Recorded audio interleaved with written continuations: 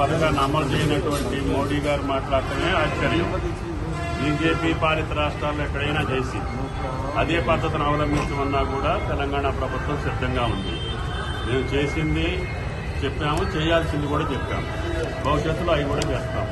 గత 5 సంవత్సరాల్లో పంట రుణం తీసుకున్నటువంటి ప్రతి రైతు యొక్క రుణమాఫీ చేసే బాధ్యత కాంగ్రెస్ ప్రభుత్వానికి, తెలంగాణ ప్రభుత్వానికి. ఇప్పుడు వరకు 2 లక్షల వరకు ఉన్నటువంటి రైతులకు చేశాము. 2 లక్షల పైన ఉన్నటువంటి రైతులు కూడా చేస్తామని చెప్పాము. దానికి షెడ్యూల్ ప్రకటిస్తాం. మంత్రికి ఒక మాట, ముఖ్యమంత్రికి ఒక మాట, మీకు ఒక మాట, మాకు ఒక మాట, అందరికీ ఒకటే మాట. బీజేపీ సంబంధించిన వాళ్ళు ఎందుకు రుణమాఫీ అయినా కూడా ఎందుకు కాలేదని ఎందుకు ప్రచారం చేసి దుష్ప్రచారం ఎందుకు చేస్తా ఉన్నారు? దాని ఉద్దేశం ఏమిటి? ఇక్కడ అధికారం రావాలని ఆశించుంటారు, మళ్లీ రావాలని కోరుకొని ఉంటారు. అధికారం కోసం మాట్లాడే మాటలు తప్ప రైతుల కోసం మాట్లాడే మాట కాదు. రైతుల కోసం మాట్లాడే మాట అయితే దేశం మొత్తానికి ఒకటే మాట మాట్లాడాలి. గతంలో ఈటల రాజేందర్ కూడా మంత్రిగా పనిచేశారు. ఆయన కూడా ఈ విషయాలు తెలియదా? ఆయన ఆర్థిక మంత్రిగా రుణమాఫీ ఏ రకంగా చేశారో అదే పద్ధతిలో కంటే మెరుగైన పద్ధతిలో ఈ ప్రభుత్వం చేస్తుంది. ఆయన గారికి అన్నీ తెలుసు. ఆయన గారు ఆర్థిక మంత్రిగా ఉన్నప్పుడు చేసిన దానికంటే ఆ రోజున 5 సంవత్సరాల్లో 4 విడతలుగా చేశారు ఆయన ఉన్నప్పుడు. ఇప్పుడు మొదటి పంట కాలంలోనే, అధికారం వచ్చిన మొదటి సంవత్సరంలోనే అస్తవ్యస్తంగా ఉన్నటువంటి ఆర్థిక వ్యవస్థని సరిచేసుకుంటూ ఈ రోజున 25,000 కోట్లు, రైతు బంధుకి 7,650 కోట్లు, రుణమాఫీకి 18,000 కోట్లు మొదటి పంట కాలంలో చేసినటువంటి ఏకైక ప్రభుత్వం భారతదేశంలో తెలంగాణ ప్రభుత్వం, రేవంత్ రెడ్డి గారి ప్రభుత్వం. ఆ మాత్రం ఎక్కడైనా భారతదేశంలో జరుగుంటే బీజేపీ అని చెప్పినా పర్వాలేదు, లేదు బీఆర్ఎస్ చెప్పినా పర్వాలేదు.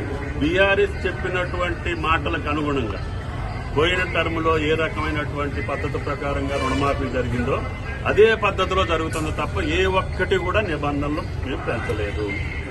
వాళ్ళు కావాలని మాట్లాడితే నేను చెప్పలేదు.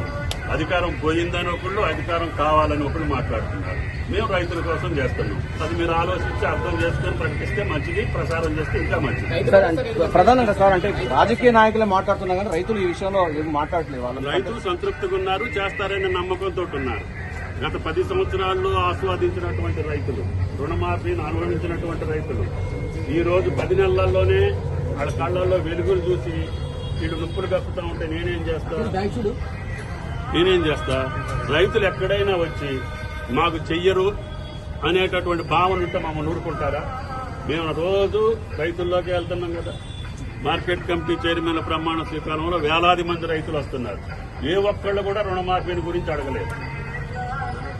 ఎందుకు అడగలేదు అనంటే ఈ ప్రభుత్వం మీద ఉన్న నమ్మకం.